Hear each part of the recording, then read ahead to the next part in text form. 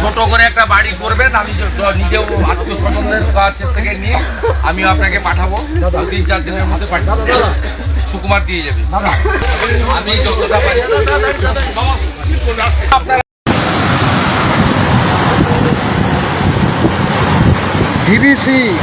DBC Maithon dam কিভাবে জল ছাড়ছে, সামনে রেলিং গার্ড করা আছে, তাই যাওয়া যাবে না। এখানে না এলে বোঝা যাবে না যে পশ্চিমবঙ্গ দিদি যে বলছে ম্যানমেড বন্যা,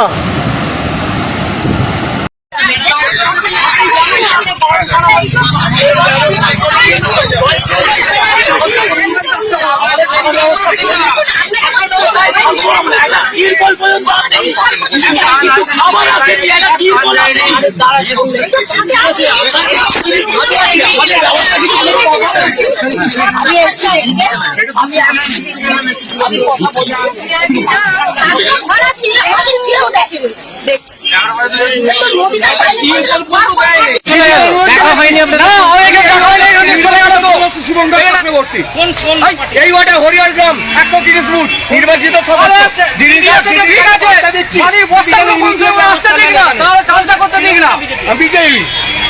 দেখুন, পার্টি ভাটি এখানে কিছু নয়, পার্টি চলবে না। না হচ্ছে না তো, করছেন না, গুরুত্ব দিচ্ছেন না, তাহলে এই জিনিসটা গুরুত্ব দিচ্ছেন না। এখানে রাজনীতি নয়, এখানে জনগণের জায়গা, জনগণ বাঁচুক তবে রাজনীতি হবে, এখানে কোনো রাজনীতি নয়। পুরসুরা বিধায়ক এসেছিলেন, পুরসু বিধায়ক এসেছেন, দেখে গেছেন, উনি বার্তা দিয়ে গেছেন যাতে কাজ হয়, কন্ট্রাক্টরকে বলে গেছেন, কন্ট্রাক্টর গুরুত্ব দিচ্ছেন না কিছু, কন্ট্রাক্টর এখান থেকে বালি নিয়ে চলে যাচ্ছেন অন্যত্র। মুখ্যমন্ত্রী এলেন, তারপর কি করলেন? মুখ্যমন্ত্রী কি করলেন মুখ্যমন্ত্রী জানেন, আমরা কি করে বলবো বলুন? একদম শুনতে পাচ্ছেন যে এই এলাকাটাই হচ্ছে কি নাম ফুর্তি করতে এসেছে, 22খানা গাড়ি নিয়ে ফুর্তি করতে এসেছে। অনেক জায়গা আমরা কন্ট্রোল করলো, এই জায়গাগুলো ডুবে যাবে। আমি বলবো যে আজকে এক্ষুনি এখান থেকে লোক শিফট করাতে, দুই হচ্ছে যাদের কাঁচা বাড়ি ভেঙে গেছে তাদের লিস্টটা হতে দিচ্ছে। আর জলটা দেখতে দে রে ভাই তোরা, আরো চাপ। আমার কথা হচ্ছে আমটাপুর যে মানে তুমি এটা উদয়ন আছে। আমি যেটা তোমাদের বলছি, বেলা 2টো পর্যন্ত জল কিন্তু আরো আসবে, সকালে আরো ছেড়েছে। আজকের রাত্রিটা টেক কেয়ার করো ভালো করো। এদের তো দেখছি জল ছাড়া বন্ধ হচ্ছে না। আমি নবান্নে ফিরে গিয়ে আমি দেখাচ্ছি, সব রিলেশন কেটে দেবো, ডিবিসির সাথে কোনো সম্পর্কই আর রাখবো না। ছেড়ে দাও না, তুমি জলটা ছেড়ে করো ভাই, তুমি সাইডটা দাও, আমাকে একটু দেখতে দাও। আমি তো এত দূর থেকে আসি দেখার জন্য। এটা সরে যাও না ভাই, একটু সরে যাও, একটু সরে যাও, এই সময় সরে যাও, সাইডটা করে দাও এদিকে।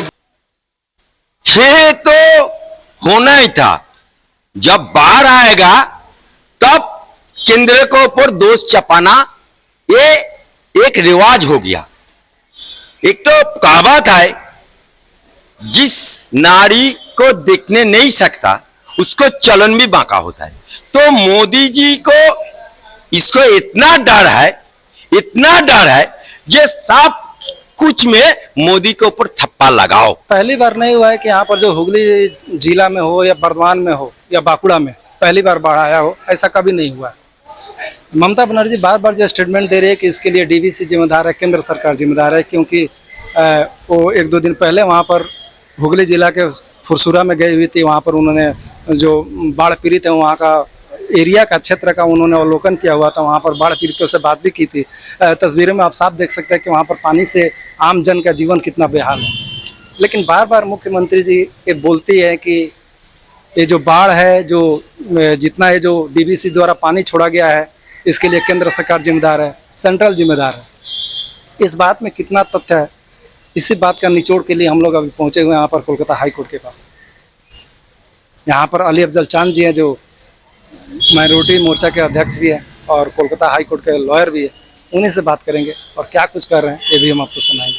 लेकिन इसके पहले हम आपको बता देते हैं कि जो बार बार जो आरोप लग रहा है, ममता बनर्जी ने जो केंद्र पर आरोप लगा रही कि इसके लिए डीवीसी जिम्मेदार है, बातचीत के दौरान अली अफजल चांद ने बताया कि ये जो डीवीसी के पास जो चीफ इंजीनियर है वे वेस्ट बंगाल द्वारा रिक्रूट किया जाता है, यानी कि उस इंजीनियर का पैसा वेस्ट बंगाल सरकार के द्वारा दिया जाता है।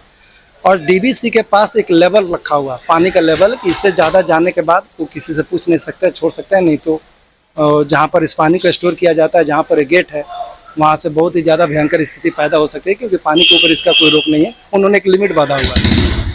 अब सवाल उठता है कि जब ममता बनर्जी बोल रहे हैं कि हमसे बिना पूछे डीवीसी पानी छोड़ देता है और वो हर समय राज्य के साथ सौतेला व्यवहार करता है, इस बात में कितना सच्चाई है? क्योंकि ये जो चीफ इंजीनियर होते हैं डीवीसी के, वो स्टेट गवर्नमेंट द्वारा रिक्रूट किए जाते हैं और उनका सैलरी, पैसा, सब चीज़ स्टेट गवर्नमेंट देती है। यानी कि जिस समय डीवीसी ये पानी छोड़ रहा था, इसका तो बहुत सारा कारण हो सकता है। हो सकता है उन्होंने ममता बनर्जी को बताया होगा कि हाँ, हमारा जो पानी का जो लेवल है, जो हमारा जो पैरामीटर दिया हुआ है, वो पैरामीटर से ऊपर में, यानी कि खतरे के निशान से ऊपर बह रहा है, इसको हमको खोलना पड़ेगा। और नहीं खोलेंगे तो जिसके वजह से नहीं खोलने पर क्या हो सकता है कि पूरा का पूरा बाढ़ से पूरा जलमग्न हो जाएगा। जो क्षेत्र है जहाँ पर हमेशा बाढ़ की स्थिति बनी रहती है, वो हो जाएगा।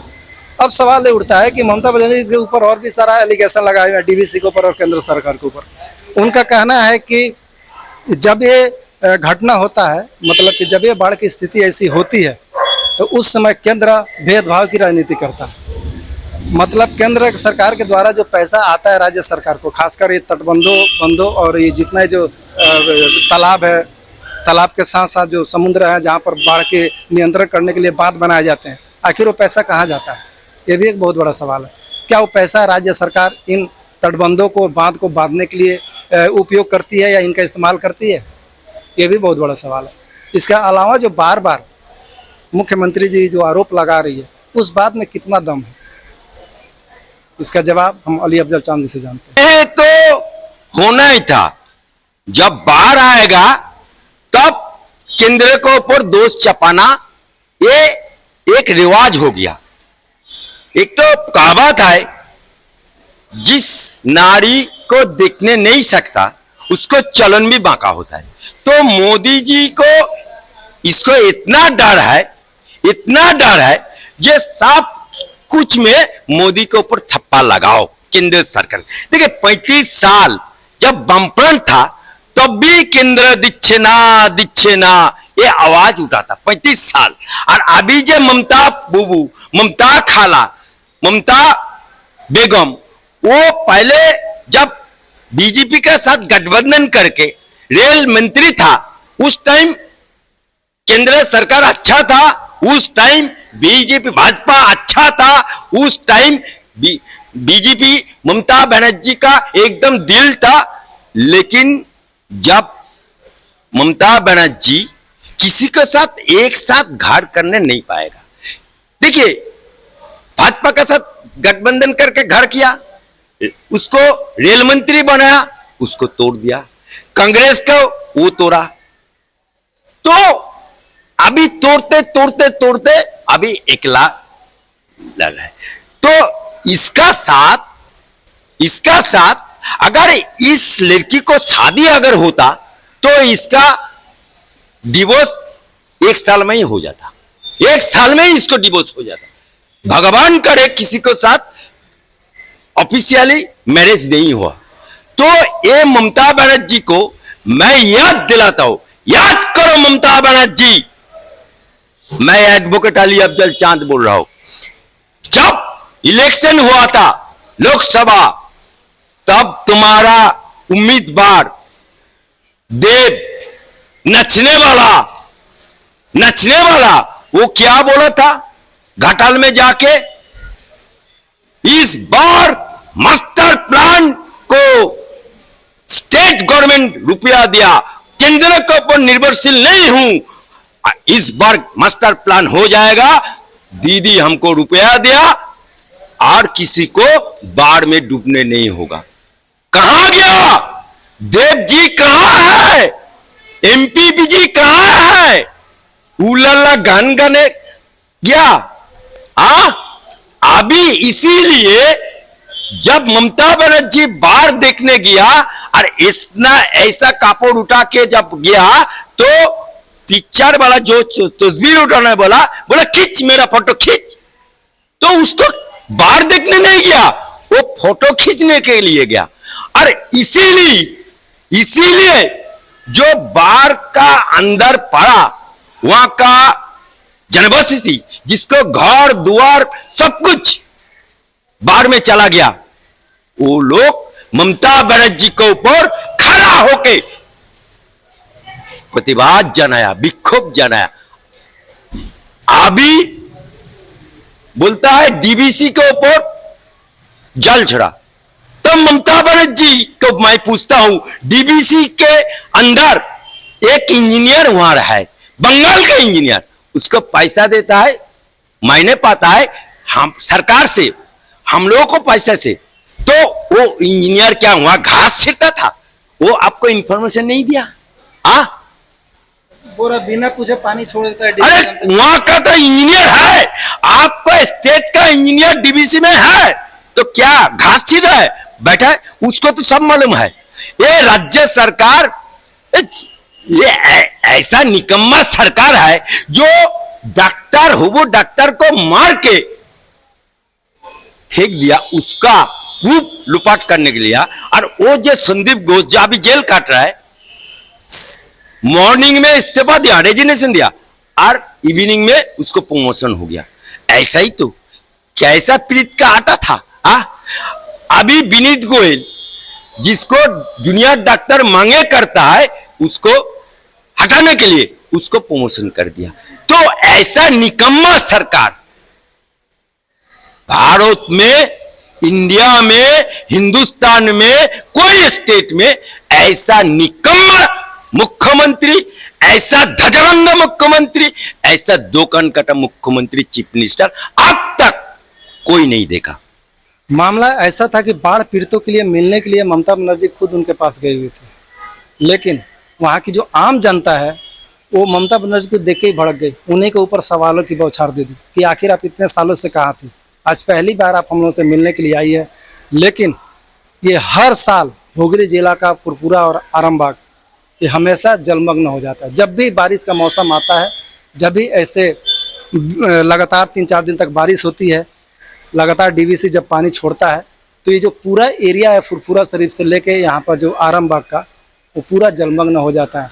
आम जीवन अस्त व्यस्त हो जाता है। इसको लेके जो यहाँ के जो नागरिक है, जो यहाँ पर रहते हैं, उन लोगों के मन में एक अलग ही गुस्सा देखने को मिलता है। इसको लेके ममता बनर्जी भी वहाँ पर पहुँची हुई थी, बाढ़ पीड़ितों से बात करने के लिए पहुँची हुई थी, लेकिन उनको भी विरोध का काफ़ी सामना करना पड़ा। लोग चिल्ला कर बोलने लगे कि आप यहाँ से जाइए, क्योंकि इतना सालों के बाद यहाँ पर आई हुई है और इतना सालों से हम लोग इस भयानक परिस्थिति का सामना कर रहे हैं, हर साल सामना करते हैं। इसके बावजूद भी आपने अभी तक इन बांधों को बांधने के लिए या इसको रोकने के लिए कोई भी ऐसा सख्त कदम नहीं उठाया जिसके वजह से इस पानी को रोका जा सके, या डीवीसी के ऊपर जो होता, डीवीसी के जो नाले की जो साफ सफाई की बात होती है, या जो पानी जो है खतरे के लेवल से ऊपर छोड़ने की बात होती है, उस पर रोक लगाया जा सके, ऐसा आरोप लगा रहा है वहाँ के ग्राम निवासी। इसको लेकर ममता बनर्जी लाख उन लोगों को समझाने की कोशिश की कि हम आप लोगों के पास आए हुए हैं, आप लोग के साथ दुख दर्द बांटने के लिए आए हुए हैं, लेकिन ग्रामीणों का आक्रोश का भारी विरोध के साथ सामना करना पड़ा और उन्होंने ममता बनर्जी की एक भी न सुनी। बैरंग उनको वापस लौटना पड़ा। उन्होंने अपने अधिकारियों से, वहाँ के मंत्रियों को इंस्ट्रक्शन दिया कि जितना जल्दी हो सके इन बाढ़ पीड़ितों के पास राहत सामग्री को पहुँचा दिया जाए, ताकि वो लोग अपना जीवन सुचारू रूप से आगे चल सके। इसके अलावा उन्होंने ग्रामीणों से ये भी कहा कि बस मात्र 10 या 12 दिन के अंदर दुर्गा पूजा शुरू होने वाला है, लेकिन डीवीसी के द्वारा जो पानी छोड़ा गया है वो वाकई में बहुत ही भयंकर स्थिति बनी हुई है। जगह जगह पंडाल डूबे हुए हैं, घरों में पानी जमा हुआ है, वहाँ पर जो आसपास जो लोकल स्कूल है वो बंद पड़े हुए हैं, क्योंकि समझ में नहीं आ रहा है इस बाढ़ की वजह से कि पानी में घर है या घर में पानी है, ये थोड़ा भी नज़र नहीं आ रहा है। दुर्गा पूजा का जो पंडाल है, जो काफ़ी 70 से 80 फुट लंबा चौड़ा होता है, लंबाई जिसकी होती है, वो भी इस पानी में जलमग्न हो चुका है। मतलब कुल मिला के देखा जाए तो हुगली जिला के आरामबाग साइड का पुरपुरा पूरी तरह से जलमग्न अवस्था में पड़ा हुआ है। ग्रामीणों का जीवन दिन प्रतिदिन और बेहाल होते जा रहा है।